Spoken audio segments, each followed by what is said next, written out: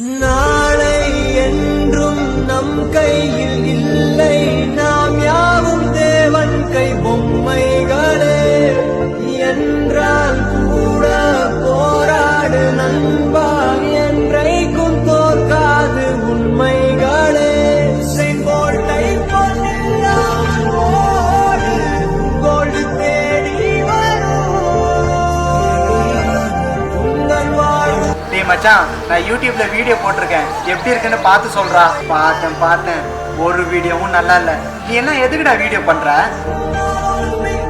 உன்னெல்லாம் யூடியூபர்னு சொல்றதுக்கே கேவலமா இருக்குடா.